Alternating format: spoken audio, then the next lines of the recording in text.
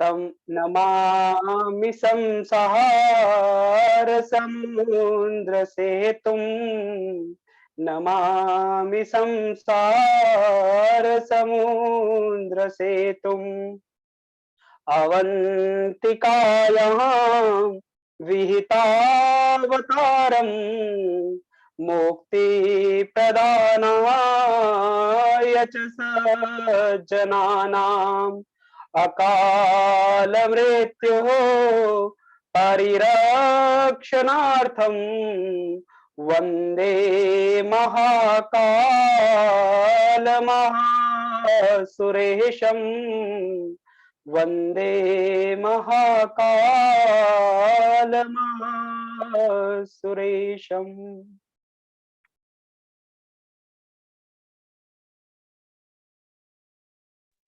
धन्यवादः चन्दन्। अधुना संस्कृत भारत्याः ध्येयमन्त्रं स्मारयितुम् अहम् आह्वयामि आयुष मौर्यम्। आयुष।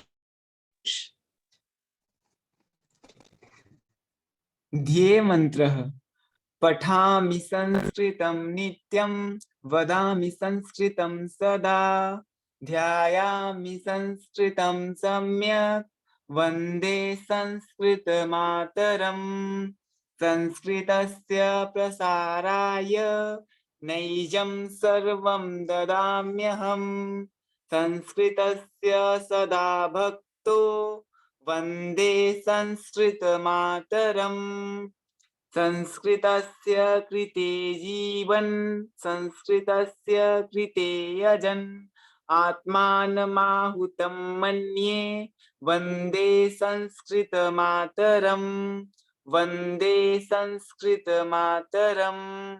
धन्यवाद। धन्यवादः आयुषः। अधुना अतिथीनां परिचयं कारयामि। अत्र अस्मिन् कार्यक्रमे उपस्थिता अध्यक्षरूपेण श्रीमान् सूर्यप्रकाश सेमवाल महोदयः अत्र विराजमानः सन्ति। भवान् भारत संस्कृत परिषदः संस्कृत आयामी राष्ट्रीय संयोजकः सन्ति। अनेन सह भवान् मीडिया सलाहकारः अपि सन्ति। सामाजिक न्याय अधिकारिता मंत्रालये भारत सर्वकारे पीजीडीएवी महाविद्यालयस्य हिंदी विभागे च सहायकाचार्य रूपेण दायित्वमपि निर्वहति। संपादन क्षेत्रे अनुवाद क्षेत्रे अपि भवतः महत् अनुभवः अस्ति। समाज सेवा क्षेत्रे पत्रकारिता क्षेत्रे अनेकैः पुरस्कारैः भवान् अलङ्कृताः। भवतां सान्निध्येन वयं धन्याः। भवतां हार्दं हार्दं स्वागतम् अभिनन्दनं पुनः करोमि। वक्तृरूपेण अत्र विराजमानाः सन्ति डॉक्टर पूजा सैनी महोदया। भवती सहायकाचार्यरूपेण अग्रबाल कॉलेज बल्लभगढ़ इत्यस्मिन् शिक्षण दायित्वं निर्वहति। अनेन सह सब लेफ्टिनेंट एसोसिएट एनसीसी अधिकारी रूपेण दायित्वमपि सफलतया निर्वहति। भवत्याः 15 शोधपत्राणि नैकासु शोधपत्र पत्रिकासु प्रकाशितानि सन्ति। भवती राष्ट्रीय अन्ताराष्ट्रीय गोष्ठीषु 20 शोधपत्राणि प्रस्तुतवती। भवत्याः सानिध्येन वयं धन्याः। अद्यतनीय वक्तव्यस्य विषयो अस्ति श्रीमद्भगवद्गीता में कर्मयोग। कर्मयोग गीता इति शब्दद्वयं श्रुत्वा एव स्मरणं भवति। कर्मण्येवाधिकारस्ते मा फलेषु कदाचन मा कर्मफल हेतुर्भूर्मा ते संगोऽस्त्व कर्मणि।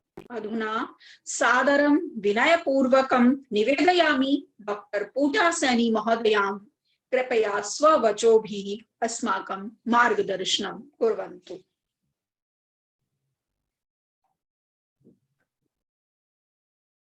नमो नमः। मैम आवाज आ रही है मेरी? जी आवाज आ रही है। नमो नमः। पिक्चर प्रवहतु थोड़ा सा ऊपर कर लीजिए, स्क्रीन थोड़ा सा, फोटो आपकी फेस। जी जी सम्यक अस्ति। नमो नमः।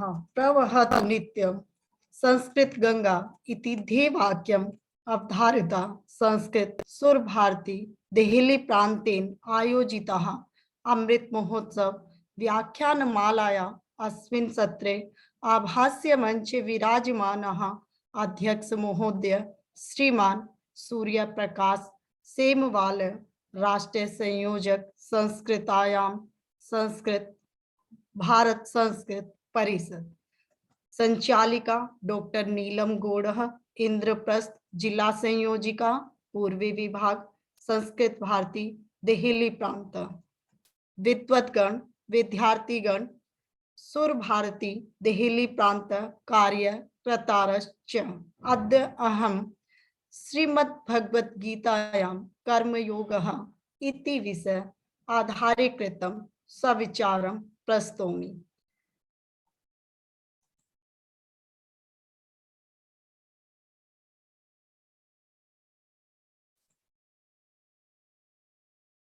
पूजा जी आप पीपीटी शेयर करने के लिए कुछ कह रही थी। Yes, आप yes, करना ma'am, चाहती हैं?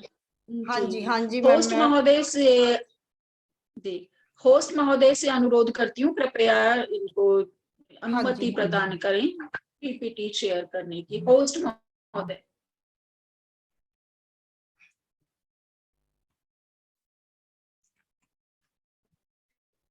अभी मैं अपना वक्तव्य राष्ट्रीय भाषा हिंदी में प्रस्तुत करना चाहूंगी और मैं पीपीटी के माध्यम से अपना वक्तव्य रखूंगी। तो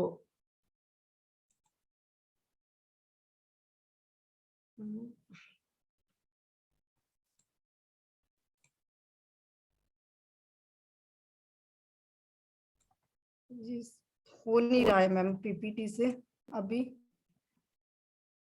शेयर नहीं हो रहा है।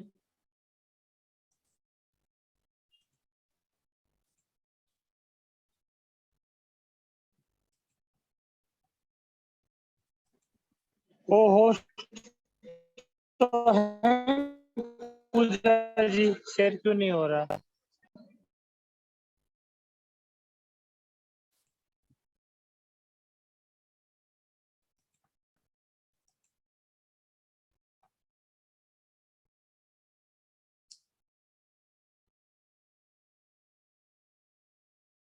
पूजा जी आप शेयर करिए, शेयर होना चाहिए। को होस्ट हैं आप।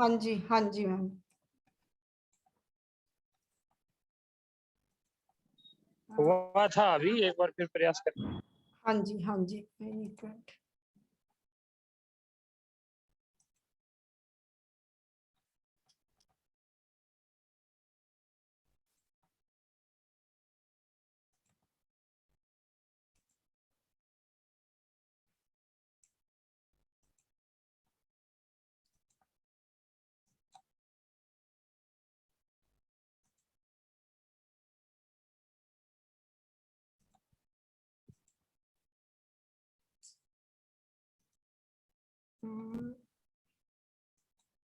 अब ये मेरी पीपीटी का, चलिए मैम कोई नहीं, मैं अभी ऐसे ही प्रेजेंट करती हूँ। पीपीटी का मुझे वो मिल नहीं रहा यहाँ पर। हाँ जी हो जाएगा।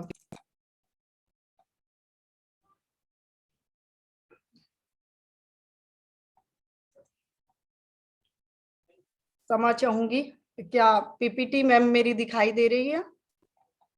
जी दिखाई दे रही है। हाँ जी। तो मेरा जैसा कि विषय है श्रीमद् भगवद गीतायाम योगदानः कर्म योगः, तो सर्वप्रथम हम भगवत गीता के बारे में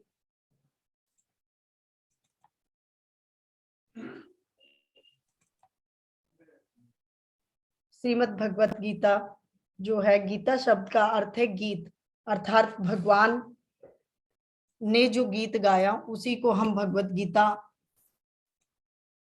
से संबोधित करते हैं और जानते हैं। और भगवत गीता में 18 अध्याय हैं और इसमें 700 श्लोक हैं। भगवत गीता महाभारत के 18 पर्व में से भीष्म पर्व से लिया गया है। गीता में वेदों का सार है। गीता को अर्जुन के अलावा भगवान श्री कृष्ण के मुख से सुना, संजय ने सुना, उन्होंने धृतराष्ट्र को सुनाया और गीता में श्री कृष्ण ने 574 श्लोक, अर्जुन ने 85 श्लोक और संजय ने 40 और धृतराष्ट्र ने 1 श्लोक कहा है। ये कुछ सामान्य सा भगवत गीता का परिचय है। भगवत गीता के बारे में ये चीजें हमें पता होना चाहिए। तो थोड़ा सा सामान्य सा भगवत गीता का और अधिक परिचय कि कुरुक्षेत्र के मैदान में, हरियाणा के कुरुक्षेत्र में यह जब ज्ञान दिया गया, एकादशी के दिन रविवार को दिया गया और लगभग 45 मिनट तक दिया गया और इसीलिए उस एकादशी को हम गीता जयंती के रूप में मनाते हैं। गीता की उत्पत्ति कौरव और पांडवों के युद्ध में कुरुक्षेत्र के मैदान में हुई। अर्जुन विशेषकर जब पितामह से युद्ध करने के समय वो मोह से घिर जाता है, तभी भगवान ने अर्जुन को गीता का उपदेश दिया। भगवान ने अर्जुन को ज्ञान देकर धर्म का पालन करने के लिए कहा और उसके उपरांत अर्जुन युद्ध के लिए तैयार हो गया और धर्म की रक्षा के लिए युद्ध उन्होंने किया। गीता में योग शब्द को अनेक अर्थों में प्रयोग किया गया है, परंतु मुख्य रूप से गीता में कर्म योग, ज्ञान योग और भक्ति योग, इन तीनों योगों मार्गों का, तीनों योग का विस्तृत वर्णन वहां पर बताया गया है कि किस प्रकार हमें इन तीनों योगों को पर चलकर अपने जीवन को व्यतीत करना चाहिए।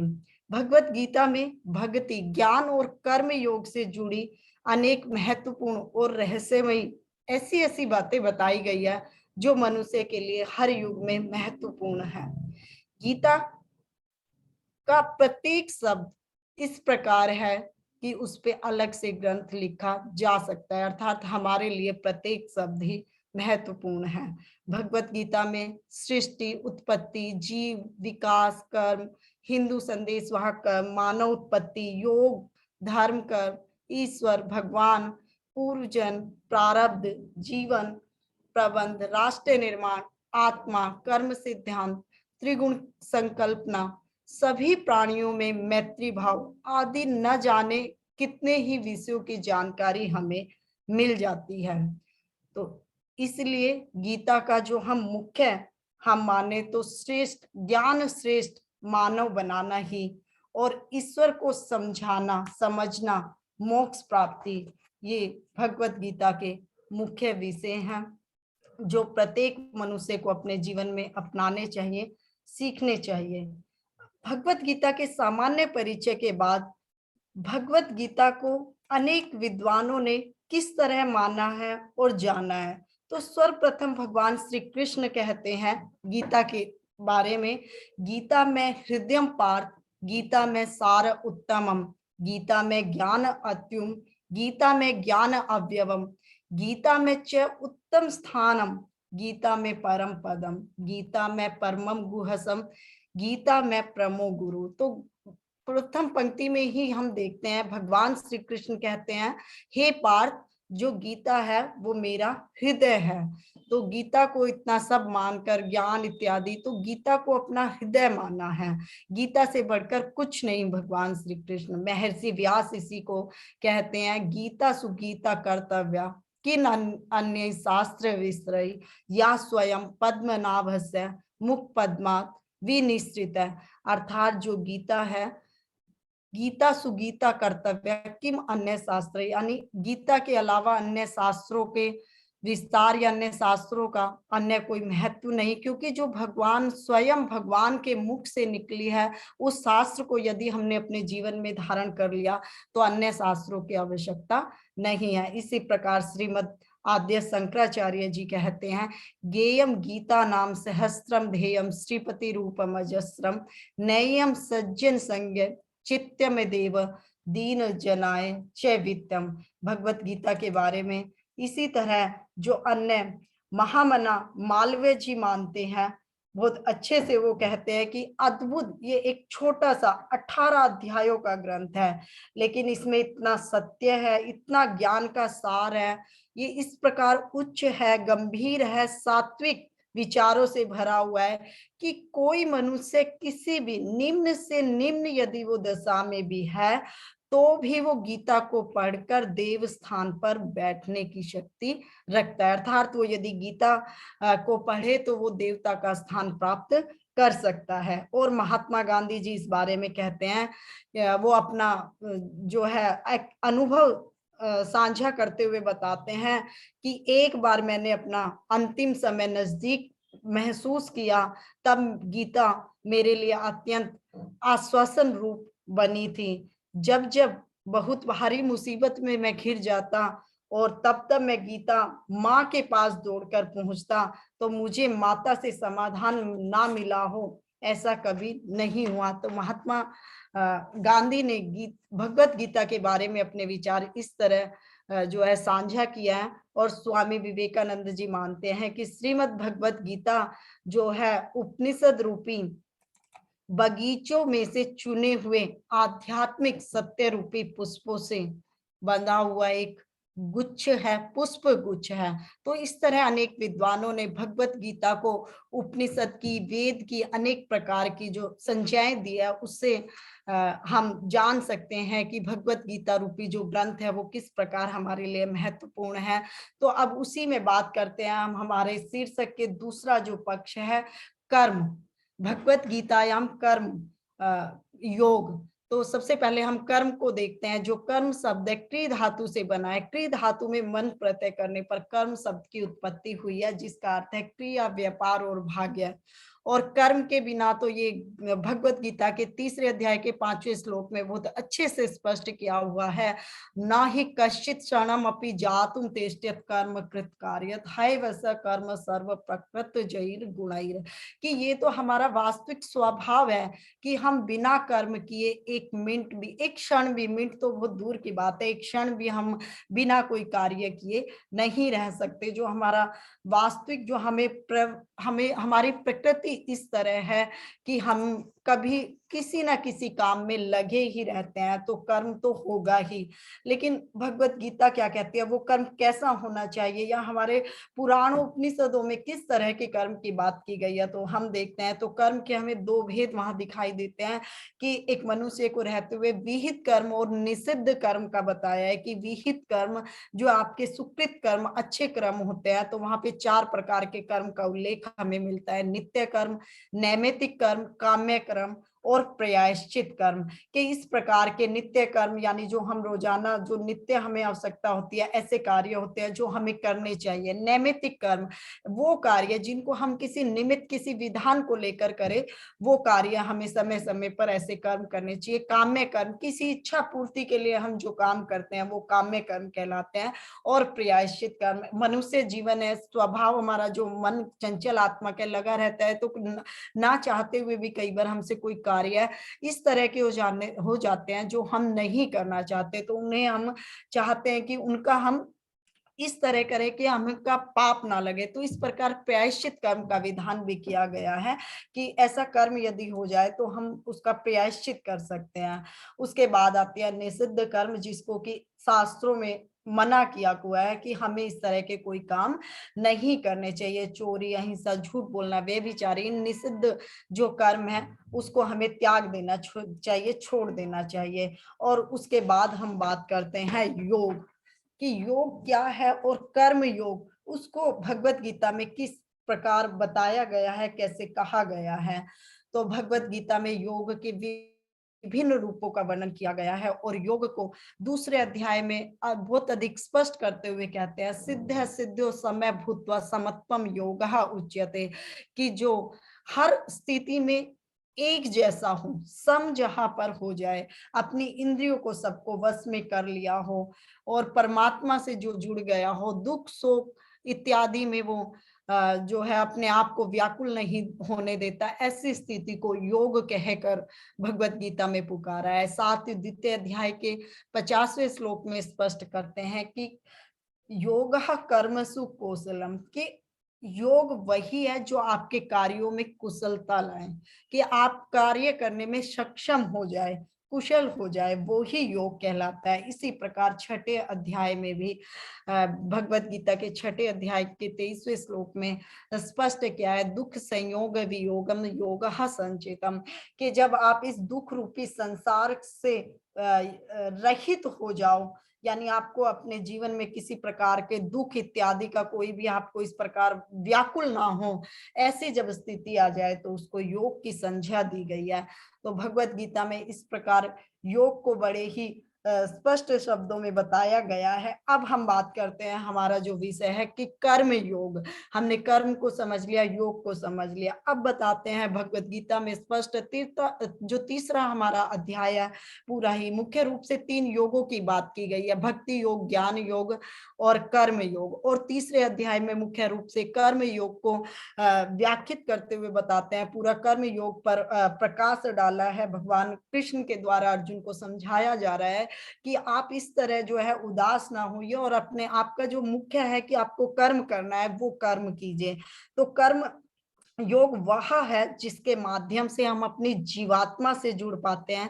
कर्म योग हमारे आत्मज्ञान को जागृत करता है, और इसके बाद हम न केवल वर्तमान जीवन के उद्देश्य को बल्कि जीवन के बाद अपनी गति का पूर्व अभ्यास प्राप्त कर सकते हैं। इस योग में कर्म के द्वारा ईश्वर की प्राप्ति की जाती है। भगवत गीता में कर्म योग को सर्वश्रेष्ठ माना गया है। गृहस्थ और क्रमस्थ व्यक्ति के लिए यह योग अधिक उपयुक्त है, और हम में से प्रत्येक किसी न किसी कार्य में लगा ही रहता है। 5वें श्लोक में ये अधिक स्पष्ट कर दिया गया है। तो इस प्रकार कर्म योग को मानते हुए तृतीय अध्याय जब आरंभ किया है, और अर्जुन को सबसे पहले जिज्ञासा होती है, और अर्जुन जो है भगवान से पूछते हैं, तो वहां जो है भगवान से पूछ रहे हैं तृतीय अध्याय में आरंभ करते हुए, तो क्या कहते हैं, जयासी चेत कर्मणि ते मत्ता बुद्धिर जनार्दन तत्किम कर्मणि घोरे मां नियोज्यसी केशव। तो कह रहे हैं, हे जनार्दन है, हे केशव, हे भगवान, आप जो यदि ये कहते हैं कि बुद्धि को सकाम कर्म से श्रेष्ठ जब बताया है, द्वितीय अध्याय में उन्होंने जब वर्णन किया स्थित प्रज्ञा का, बुद्धि का, ये सब बताया, तो कह रहे हैं जब आप बुद्धि को सकाम कर्म से श्रेष्ठ समझते हैं, तो फिर आप मुझे इस प्रकार जो ये युद्ध करने के लिए, कर्म करने के लिए कह रहे हो, तो क्यों मुझे इसमें लगाना चाह रहे हो, मुझे बताओ। तो वहां पर फिर तीसरे जो श्लोक में स्पष्ट किया है और बताते हैं, लोके अस्मिन द्विधा निष्ठा पुरा प्रोक्ता मयाग्न ज्ञान योगेन सांख्या नाम कर्म योगेन योगी नाम। तो भगवत गीता के तीसरे अध्याय के तीसरे श्लोक में भगवान जो है स्पष्ट करते हैं और बताते हैं, हे अर्जुन, मैं पहले ही बता चुका हूं कि आत्म साक्षात्कार का प्रयत्न करने वाले जो है 2 प्रकार के पुरुष होते हैं। कुछ ज्ञान योग द्वारा आत्म का साक्षात्कार कर लेते हैं, और कुछ कर्म योग द्वारा। तो इसलिए ही यहाँ भगवान बताते हैं कि मैं चाहता हूं तुम कर्म से जो है आत्मा का साक्षात्कार करो, अर्थात अभी जो तुम्हारे लिए मुख्य है कि आपको कर्म करना चाहिए, उसी पर ध्यान दो। और उसी को फिर 5वें श्लोक में स्पष्ट करते हुए कहते हैं, ना ही कश्चित शरणम अपि जातुम तिष्ठते, कि आपको कोई ना कोई कर्म तो करना है, ये प्रकृति स्वभाव है, तो आप कर्म तो करोगे ही। तो कुछ इस प्रकार, तो इसलिए आप ऐसा कर्म करें, निष्काम कर्म करें। द्वितीय अध्याय में निष्काम कर्म को महत्व दिया गया है कि काम तो आपको करना ही है, लेकिन आप उसके फल की चिंता छोड़ दो, आप निष्काम कर्म पर जाओ। और फिर उसी को और अधिक स्पष्ट करते हुए कहते हैं, यस्तु इंद्रियाणि मनसा नियम आरभीत अर्जुन कर्म इंद्रिय कर्म योगम असक्तम स विशेष्यते, कि कोई भी व्यक्ति अपने मन के द्वारा कर्म इंद्रियों को वश में करने का प्रयत्न करता है और बिना किसी आसक्ति के कर्म योग प्रारंभ करता है, तो वह अति उत्कृष्ट है। यदि वह अपने इंद्रियों को वश में करके अपने कार्य में लग जाए और कर्म योग को महत्ता दे, उस कर्म योग में जुड़ जाए, तो उससे अधिक श्रेष्ठ कुछ भी नहीं माना गया। उसी को मुख्यता यहाँ पर दी गई है, उसी को माना गया है। और फिर आगे और इसी के महत्ता को बताते हुए, इसी को अधिक स्पष्ट करते हुए फिर कहते हैं नियतम कुरु कर्म त्वयं कर्म जयायो हय कर्मणि शरीर या अत्रापि च तेन प्रसिद्ध अकर्मण।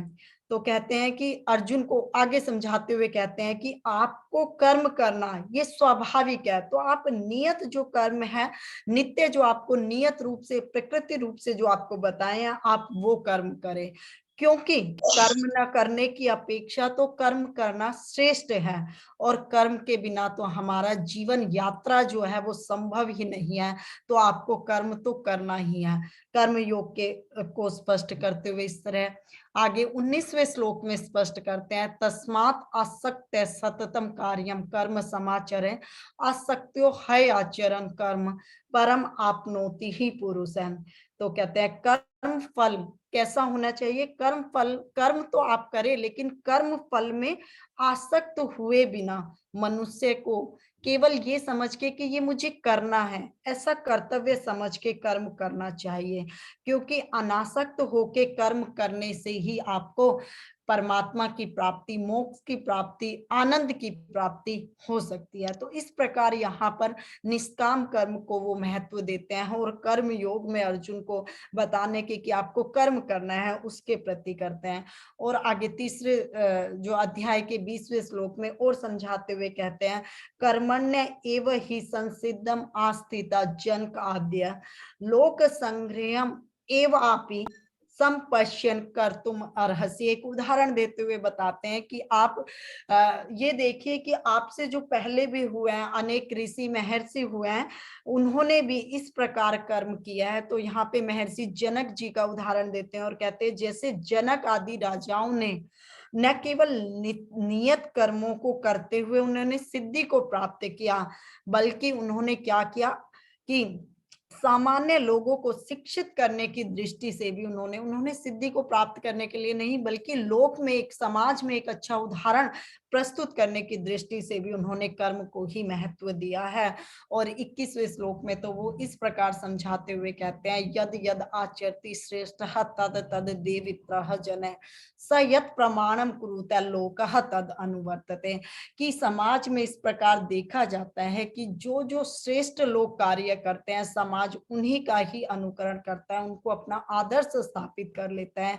तो यहाँ भगवान श्री कृष्ण द्वारा अर्जुन को यही समझाया जा रहा है कि तुम समाज में आदर्श बनो, कि तुम्हारा जो युद्ध के क्षेत्र में, युद्ध के मैदान में आकर तुम्हारा अब कर्म बनता है कि तुम्हें यदि युद्ध के लिए पुकारा जा रहा है तो तुम अपना कर्म योग में ध्यान लगाकर कर्म करो, तभी तुम लोगों के लिए प्रमाण आदर्श बन सकते हो और लोक में तुम्हारा अनुकरण किया जाएगा।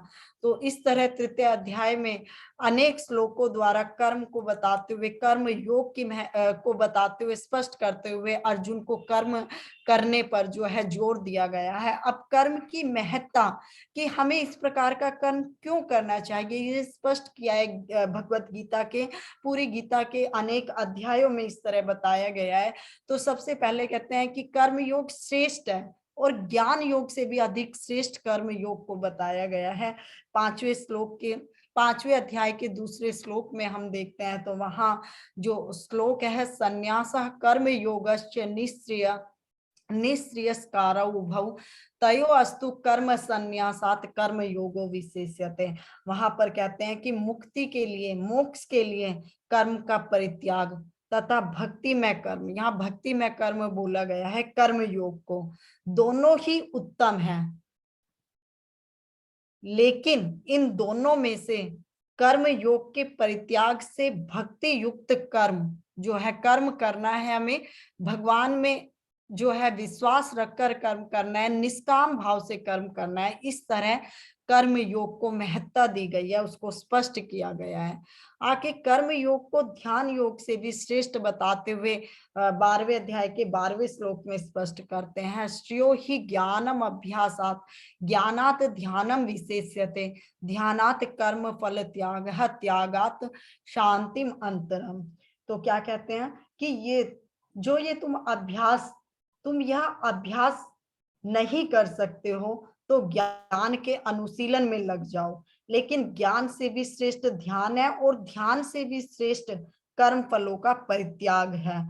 और ऐसे त्याग से मनुष्य को शांति प्राप्त होगी, क्योंकि जब हमारा ध्यान इत्यादि, हमें किसी प्रकार का कोई लाभ या हमें हमारे मन में कोई इच्छा नहीं रहेगी और हम काम को निष्काम भाव से करेंगे, तो जब हमारी इच्छा इत्यादि नहीं है तो हम किसी प्रकार लालच में नहीं रहेंगे, तो हमें शांति प्राप्त होगी। तो इस प्रकार जो है कर्म योग को ध्यान योग से भी अधिक श्रेष्ठ सिद्ध किया गया है और बताया गया है। अब कहते हैं कि किस प्रकार आप कर्म योग से आप सुख पूर्वक बंधन से भी मुक्त हो सकते हो। आप यदि कर्म योग का पालन करें और आप यदि कर्म योगी कहलाए तो आप बंधन से मुक्त हो सकते हो, अपनी जो जीवन यात्रा है इसको सुगम चला सकते हो। तो इसको वर्णन करते हुए कहते हैं, जेयम स नित्यम सन्यासी यो न द्वेष्टि न कांक्षति निर्द्वंद्व ही महाभावो सुखम बंधनात् प्रमुख्यते। जो पुरुष ना तो कर्म फलों से घृणा करता है और ना ही कर्म फल की इच्छा करता है, ना द्वेष करता है और न किसी प्रकार की कोई इच्छा करता है, वह मनुष्य नित्य सन्यासी बन जाता है। तो हे अर्जुन, ऐसा मनुष्य जो नित्य सन्यासी बन गया, वह समस्त द्वंद्वों से रहित होकर भव बंधन को पार कर जाता है। और जब भव बंधन को पार कर जाएगा तो पूर्णतः वो मुक्त हो जाता है। तो कर्म योगी को कितनी सुगमता से भगवत गीता में मोक्ष का साधन प्रदान किया गया है, बताया गया है कि आप कर्म योगी रहते हुए, आप अपने कर्मों का पालन करते हुए आप सुगमता से इस जीवन यात्रा को पूरे करके जो हमारे पुरुषार्थ, चौथा पुरुषार्थ जिसको प्राप्त करने की सबकी लालसा है, आप वो पुरुषार्थ बड़े अच्छे से प्राप्त कर सकते हो। आगे बताते हैं कि समता युक्त कर्म योगी बहुत जल्दी ही परम तत्व, जो परमात्मा जो एक तत्व है, उसको बहुत अच्छे से प्राप्त कर लेता है। उसको स्पष्ट करते हुए कहते हैं, योग युक्त मुनिर ब्रह्मा न अचिरेणा अधिगच्छति। भक्ति में लगा हुआ, ईश्वर में लगा हुआ, और किस प्रकार की भक्ति में, विचारवान व्यक्ति जो है, विचार कर रहा है, निष्काम कर्म लग रहा है, इस तरह वो परमात्मा को याद कर रहा है और बिना किसी इच्छा के अपने कार्य करता जा रहा है, वो व्यक्ति बहुत जल्दी ही परमात्मा को, क्योंकि जब यदि वो स्थित प्रज्ञ हो गया और उसने अपने जो है एक शांति प्राप्त कर ली, वो मन से प्रसन्न है, तो वो बहुत जल्दी ही परमात्मा को प्राप्त कर लेता है।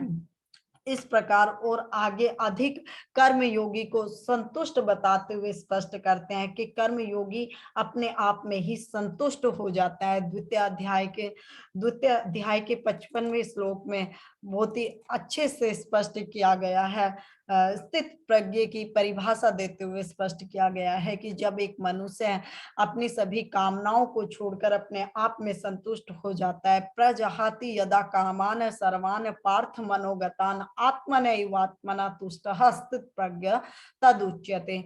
कि मनुष्य जब, हे पार्थ, हे अर्जुन, जो सभी अपनी कामनाओं को, अपने मनोगत भावों को छोड़कर अपने आत्मा से जो वो काम कर रहा है और उसमें जब वो प्रसन्न हो जाता है, सभी इंद्रियों को वो वश में कर लेता है और अपने अनुसार जब वो कर सकता है, तो वो स्थित प्रज्ञ कहा जाता है। और जब वो स्थित प्रज्ञ बन जाता है, जब वो हर चीज से संतुष्ट हो जाता है, तो ऐसे व्यक्ति को परमात्मा मिलन से या उसके कर्तव्य से कोई भी पद भ्रष्ट नहीं कर सकता। इसी को आगे कर्म योगी को किस प्रकार शांति प्राप्त होती है उसको भी आगे द्वितीय अध्याय में समझाते हुए कहते हैं, विहाय कामान यस्वर्वान पुमान शर्ति निष्प्रस निर्ममो निरअहंकार स शांति अधिगच्छति। कि जब मनुष्य पूरी कामनाओं, सभी संपूर्ण कामनाओं को छोड़कर बिना किसी इच्छा के, बिना किसी अहंकार के, बिना ममता के जब वो अपने कार्य में आगे बढ़ जाता है, तो वो अपने जीवन में शांति प्राप्त कर लेता है और शांति के बाद ही उसे परमात्मा की प्राप्ति हो जाती है। और इसी को अंतिम पड़ाव में ले जाते हुए कर्म योगी को सिद्ध और असिद्ध अवस्था में समत्व के, वो चाहे उसकी जय हुई हो, पराजय हो, वो हर स्थिति में प्रसन्न रहना चाहता है, वो प्रसन्न रह जाता है, क्योंकि योग उसने सीख लिया है। और भगवत गीता में कहा है समत्व योग है, कि उन्होंने एक मुख्य, एक समान अवस्था को योग कहा है और वो अपने कार्यों में कुशल हो गया है, तो ऐसे व्यक्ति को समत्व की प्राप्ति हो ही जाती है। और ज्ञान की प्राप्ति ऐसे व्यक्ति को होने में समय ही नहीं लगता को, तो कर्म योग से सिद्ध हुआ मनुष्य को अपने स्वरूप का ज्ञान और बोध हो जाता है। और इसी को वो स्पष्ट करते हुए इस प्रकार कह रहे हैं, ना ही ज्ञानेन सदृशम पवित्रम इह विद्यते तत् स्वयं योग संसिद्धि कालेन आत्मनि विन्दन्ति। ऐसा ज्ञान जो न ही ज्ञानेन सदृशम पवित्रतम, क्योंकि इस ज्ञान के सदृश पवित्र और कुछ भी नहीं है। और ऐसा ज्ञान ही जो है क्या है, योग का परिपक्व फल है। कौन से योग का जो योग है जिसके बारे में समत्व जो हो गया है, इस प्रकार योग का जो परिपक्व फल है। और जो व्यक्ति भक्ति से सिद्ध हो जाता है वह समय आने पर अपने इस ज्ञान का रसास्वादन करता है। और जब इस ज्ञान का रसास्वादन कर लेता है तो उसे ज्ञान के साथ साथ परमात्मा की प्राप्ति भी हो जाती है। तो कर्म योगी जब अपने अंतकरण से प्रसन्न हो जाता है और तो उसमें किसी प्रकार का कोई राग द्वेष नहीं होता, तो परमात्मा को प्राप्त कर लेता है। राग द्वेष वियुक्तस्तु विषयान न इंद्रियश्चरन् आत्मवशैर विधि आत्मा प्रसादम अधिगच्छति। जो मनुष्य अपने मन को नियंत्रित करता हुआ इंद्रियों और इंद्रियों के विषयों को उपभोग करते हुए भी आसक्ति में न फैलता हुआ सब चीजों से वो मुक्त हो जाता है, तो वो ईश्वर को प्राप्त कर लेता है। और कर्म योग, यदि हम कर्म योग का अनुचरण करते हुए कर्म पर चलते हुए ईश्वर को प्राप्त कर ले, मोक्ष को प्राप्त कर ले, तो कुछ रह ही नहीं जाता। तो इसलिए भगवत गीता में कर्म योग को अधिक महत्व दिया है और ये बताया गया है कि हमें अपने जीवन में कर्म योग को अपनाना चाहिए और कर्म योग पर ही चलना चाहिए। तो इस प्रकार मुझे लगता है मैंने अपने व्याख्यान द्वारा कर्म योग को जो है थोड़ा सा बताने का प्रयास किया है कि हम सब समझ पाएंगे। तो अंत में मैं बस यही कह के कि गीता सुगीता कर्तव्य किम अन्य शास्त्र विषय।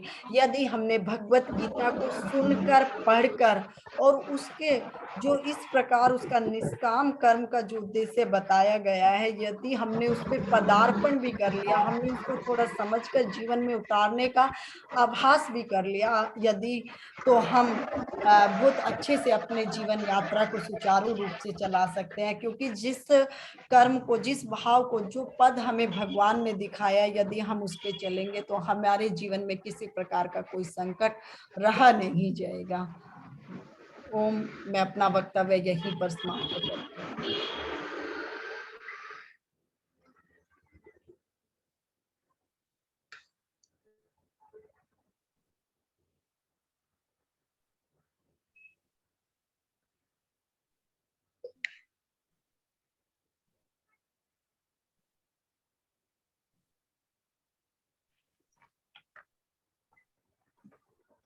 इस तरह भगवत गीता में जो है कर्म के महत्व, कर्म की महत्ता को बड़े ही अच्छे से विस्तार से बताया हुआ है और प्रत्येक मनुष्य को इस प्रकार कर्म करने के लिए प्रेरित किया गया है।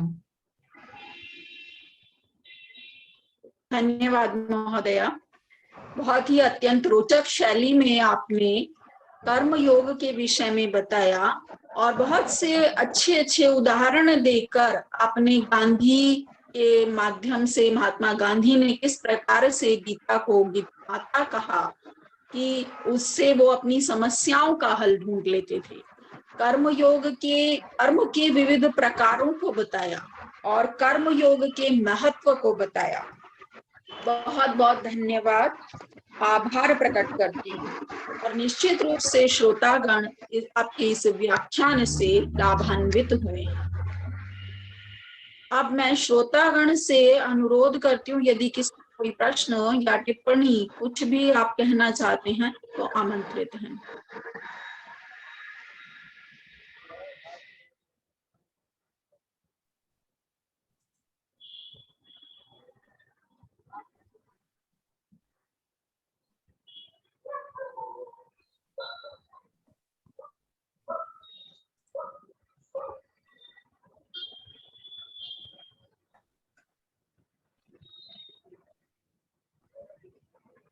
कार्यक्रम में धर्मा मैम भी हमारे साथ उपस्थित हैं। आदरणीय धर्मा मैम, यदि आप कुछ कहना चाहें। आपने बहुत प्रयत्न पूर्वक ये तैयार किया, बहुत अच्छा बोला। थोड़ा सा मुझे कष्ट हुआ, थोड़ा सा बेटा अपना उच्चारण और थोड़ा प्रयत्न करो कि उच्चारण थोड़ा और शुद्ध हो जाए। उच्चारण यत्र तत्र थोड़ा वो था, लेकिन वैसे आपका ये सारा व्याख्यान बहुत अच्छा लगा मुझे। आपने गीता का अध्ययन कर अच्छी तरह से उसमें जहाँ जो भी कुछ ये कर्मयोग के विषय में मिला उसको अच्छे से सविस्तार से प्रस्तुत किया। बहुत बहुत साधुवाद और भविष्य के लिए बहुत बहुत शुभकामनाएं कि आगे आप इससे भी अच्छे व्याख्यान तैयार करके प्रस्तुत करें। मेरी शुभकामनाएं आपके साथ है। धन्यवाद। धन्यवाद महाभाग्य महोदया, आपका बहुत बहुत धन्यवाद कि आपने मेरा जो इस तरह सुना और मुझे जो मेरी गलतियां हैं उनको मुझे सुधारने के लिए बताया। तो आपका बहुत बहुत धन्यवाद महोदया, आगे मैं ऐसा प्रयास करूंगी।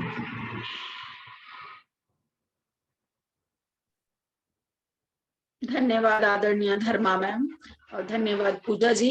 पूजा जी, आप इसकी स्टॉप स्क्रीनिंग कर सकती हैं, शेयर स्क्रीन ही चल रहा है अभी आपका। जी मैम जी। जी धन्यवाद। अधुना अत्र उपस्थिता अध्यक्ष महोदयं निवेदयामि यत् आदरणीय श्रीमान सूर्यप्रकाश महोदय कृपया उद्बोधयन्तु। सर्वेभ्यो नमो नमः। अस्माकम् अत्र भारतीय संस्कृतेः तु सर्वा जानन्ति यत् किम् अस्ति गीतायाः महत्त्वं। मम कृते तु एतत् सौभाग्यम् अस्ति यद् अद्य अत्र अस्मिन् विशिष्ट विषये शक्तित्रयी गुरुरूपा शक्तित्रयी वर्तते। तत्र अध्यक्षीय वक्तव्यः अध्यक्षीय पदः किमपि नास्ति। तो मैं सर्वप्रथम तो धर्मा मैडम को सादर चरण स्पर्श प्रणाम करता हूँ, मेरी गुरु रही है। श्रद्धेय आज की जो संचालिका हैं हमारी भगिनी विदुषी भगिनी, आपका नीलम गौड़ जी का हृदय से आभार व्यक्त करता हूं। और विदुषी वक्ता प्रोफेसर पूजा सैनी जी ने बहुत ही प्रभावी अपना वक्तव्य रखा है। अध्यक्ष के पद के अनुकूल तो उस हिसाब का व्यक्ति होना चाहिए। मैं तो आज थोड़ा सा इसलिए भी कह रहा हूँ कि दफ्तर में फंस गया था, तो अब मैं निकला हूँ, तो इस स्थिति में हूँ कि वक्ता जो मुख्य वक्ता थी उन्होंने मुझ पर भी कृपा की है कि बहुत ही अच्छा जो वक्तव्य तैयार करके उन्होंने हमें दिया है। तो गीता तो प्रारंभ ही उस उद्घोष से होती है जिस उद्घोष को सामान्य व्यक्ति भी जानता है, कर्मण्येवाधिकारस्ते मा फलेषु कदाचन। चाहे हम ये बात कहें, चाहे हम ये बात सुने, यद्यदाचरति श्रेष्ठस्तत्तदेवेतरो जनाः स यत् प्रमाणं कुर्ते लोकस्तदनुवर्तते। गीता का जो उपदेश है, जो गीता हमारे यहाँ भारतीय वेद उपनिषद और हमारी सांस्कृतिक परंपरा में गीता केवल एक ग्रंथ नहीं है, गीता केवल एक ज्ञान का माध्यम नहीं है, बल्कि गीता सनातन धर्म ही नहीं, मुझे लगता है कि वैश्विक मानवों के लिए एक अनुकरणीय ग्रंथ है, जीवन को जीने का एक आदर्श माध्यम है। और जब आप बात इतिहास की करती हैं, जब बात आप संस्कृति की करती हैं, जब बात परंपरा की करती हैं, तो हमारी वैदिक परंपरा के ऋषि मुनियों से लेकर हमारी अपाला घोषा गायत्री जैसी विदुषियों से लेकर हमारे स्वाधीनता सेनानी, चाहे महात्मा गांधी हूँ, चाहे बाल गंगाधर तिलक हूँ, जिन्होंने मांडले जेल में रहकर गीता को जो है गीता पे बहुत ही अच्छा प्रभावी भाष्य लिखा। और जो गीता रहस्य भारत में जो लोग संस्कृत भाषा के प्रति उतने अनुकूल नहीं समझते थे, उन्होंने भी गीता के रहस्य को तिलक के शब्दों में जाना। और तिलक ही नहीं, अरविंद हो, चाहे महर्षि दयानंद सरस्वती हो, चाहे रविंद्रनाथ टैगोर हो, हमारे सांस्कृतिक, वैचारिक, ऐतिहासिक और साहित्यिक जो भी महायोद्धा रहे, उन्होंने कहीं न कहीं गीता को अपने जीवन का संबल बनाया है। और निश्चित रूप से जब गीता की का जो प्रारंभ श्लोक ही है, धर्म क्षेत्रे कुरुक्षेत्रे संवेता युत्सवः माम कहा पांडवा सेवा किम कुर्वत संजय। तो वो संजय धृतराष्ट्र को यही बताते हैं कि भाई यहाँ जो है कर्म का मामला है, और कर्म का ज्ञान अगर भगवान कृष्ण अर्जुन को दे रहे हैं तो वो यही कहते हैं, हतो वा प्राप्स्यसे स्वर्गम जित्वा वा भोक्ष्यसे महीम तस्मात् उत्तिष्ठ कौन्तेय युद्धाय कृत निश्चयः। तो यह युद्ध कोई बदले का नहीं है, यह युद्ध किसी भूमि के लिए नहीं है, यह युद्ध किसी सत्ता के लिए नहीं है, यह युद्ध धर्म की स्थापना के लिए है, और वो धर्म की स्थापना श्रेष्ठ कर्म के माध्यम से ही, जैसा कि बात आई ज्ञान योग, कर्म योग, भक्ति योग, तो उसमें भी कर्म और जो पुरुषार्थ है उसका अपना महत्व है। निश्चित रूप से गीता हम सबको हमारा वर्ग, क्षेत्र, जाति, सृष्टि का, मैंने जैसा आप सबसे कहा कि सृष्टि का एक आदर्श ग्रंथ है, अनुकरणीय ग्रंथ है। संकीर्ण सोच के साथ, छद्म स्वभाव के साथ और अपनी प्रतिकूल संस्कारों के साथ कुछ लोग कह सकते हैं कि ये धर्म ऐसा, वो धर्म ऐसा, लेकिन गीता, हम सब जानते हैं कि गीता का जो संदेश है, गीता का जो ध्येय वाक्य है, गीता के जो अनुकरणीय मंत्र हैं, गीता का जो अमृत गीता के रूप में जन सामान्य विवेकी और बुद्धिमान व्यक्ति को मिलता है, उस अमृत के सदृश कुछ भी नहीं हो सकता है। इसलिए यह जो गीता है, यह गीता प्रस्थान त्रयी में भी अपना स्थान पाता है। यह गीता स्वाधीनता समर में भी एक बड़ी प्रेरणा का काम करती है। यह गीता आज के समय में भी, जब केवल हिंसा, अनाचार, भ्रष्टाचार, ये सब चीजें बढ़ रही हैं, स्वार्थ बढ़ रहे हैं, तो निश्चित रूप से गीता ही ऐसा मार्ग है। और मैं तो हार्दिक अभिनंदन करता हूँ संस्कृत भारती का, जो भारतवर्ष में पिछले 2-3 दशक से संस्कृतमय वातावरण के लिए समर्पित है। और ऐसे विदुषी, ऐसे विद्वान, ऐसे सक्रिय समर्पित कार्यकर्ता संस्कृत की उस लहर को, संस्कृत की उस ध्वजा को वैश्विक मंच पर पहुंचाने की पूरी महती प्रयत्न कर रहे हैं, और ये प्रयत्न सब जगह सर्वत्र हो रहे हैं। और इसी अहर्निश प्रयत्न के संस्कृत भारती ने न केवल संभाषण के माध्यम से, न केवल वक्तव्यों के माध्यम से, न केवल कार्यशालाओं के माध्यम से, बल्कि भारतीय संस्कृति की पहचान, भारतीय संस्कृत के जो हमारे मूल, हमारे वेद, पुराण, उपनिषद, आरण्यक, इन सब को जन सामान्य तक हम इनका जो सूत्र वाक्य है, इनमें जो विद्यमान तत्व है, उसको कैसे सहज सरल रूप में सब तक पहुंचा सकते हैं, ये ध्येय रखा है। तो मैं एक बार पुनः संस्कृत भारती का हृदय से अभिनंदन करता हूँ। हमारी आज की इस गोष्ठी में उपस्थित मैडम धर्मा जी, जो कि हमारी गुरु रही हैं। जब मैं संस्कृत एकेडमी में 1993 में गया था एक अनुवादक के रूप में, तब हमने उनके वैदुष्यपूर्ण वक्तव्य डॉक्टर श्री कृष्ण सेमवाल के सचिव के समय में सुने हैं। तो मैं उनका हृदय से आभार। आज की विदुषी वक्ता मैडम पूजा जी ने बहुत ही प्रभावी ढंग से, और इसलिए श्लोकों का उल्लेख करना मेरे लिए आवश्यक नहीं है कि सारे श्लोक उन्होंने सुना दिए कर्म पे, जितने गीता के थे।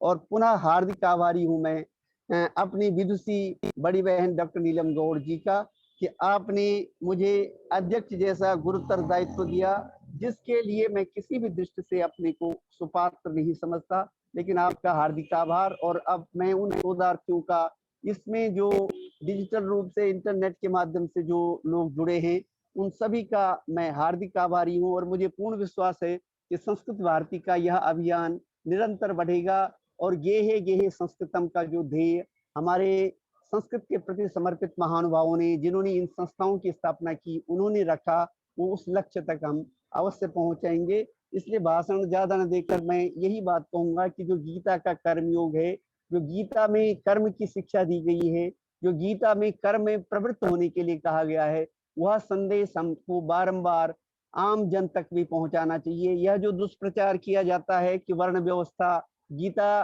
के माध्यम से कृष्ण के मुख से कही गई है, तो ये सब वही है क्योंकि हमने पूरी तरह से ज्ञान लोगों को नहीं दिया।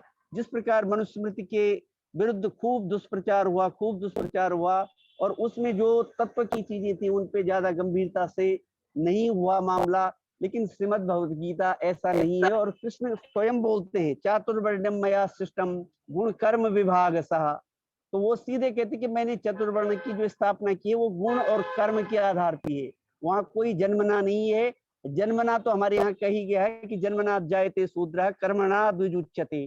तो ये संस्कृति कर्म के बल पे आपको श्रेष्ठ बनाने की बात करती है, कर्म के बल पर आपको श्रेष्ठ पद दिलाती है, कर्म के बल पर आपको समाज में प्रतिष्ठा दिलाती है, कर्म पे बल पर आपको एक आदर्श नागरिक सिद्ध करती है। और उस कर्म की प्रेरणा, उस कर्म का जो माध्यम है, उस कर्म का जो स्पिरिट है, वह हमें श्रीमद् भगवद गीता के माध्यम से मिलता है।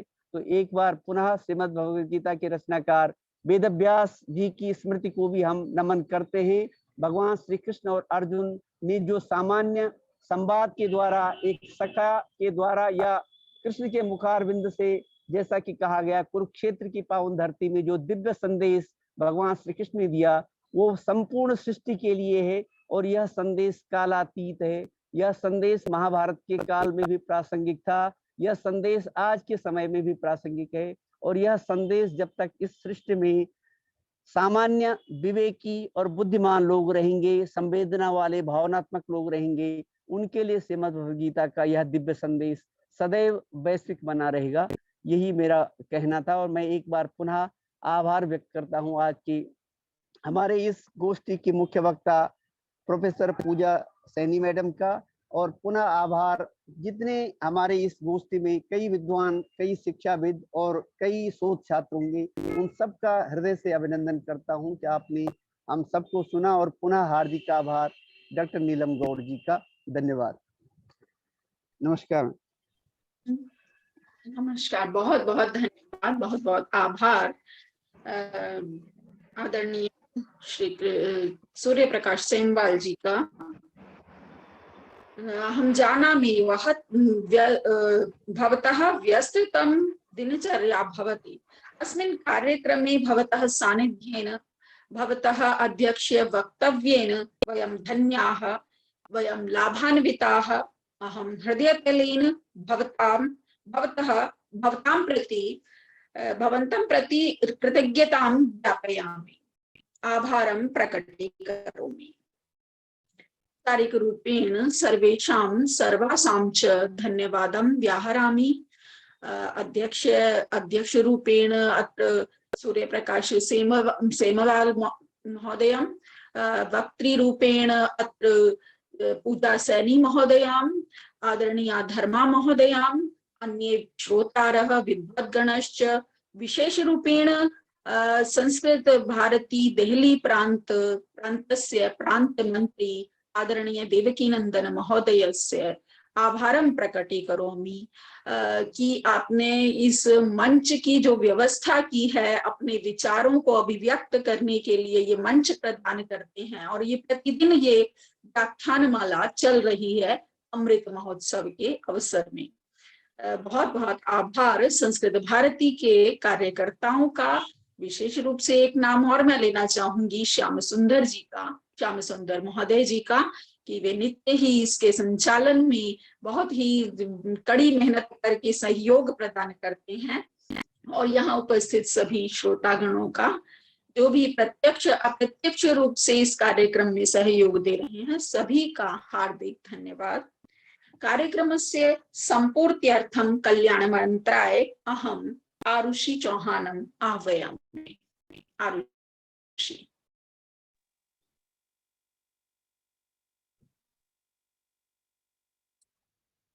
सर्वे भवन्तु सुखिनः, सर्वे सन्तु निरामयाः, सर्वे भद्राणि पश्यन्तु, मा कश्चित् दुःखभाग् भवेत्।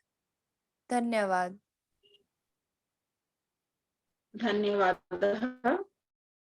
सर्वेभ्यो धन्यवादः, सर्वेभ्यो नमो नमः, सर्वेषां धन्यवादः। पुनर्मिलामः। नमो नमः। धन्यवाद। नमो नमः। धन्यवादः।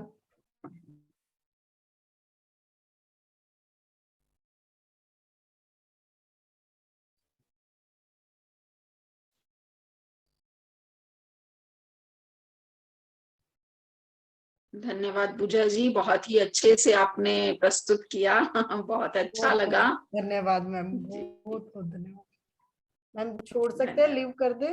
हाँ जी जी जी जी, बिल्कुल। हाँ। धन्यवाद मैम। मीटिंग समापयामि।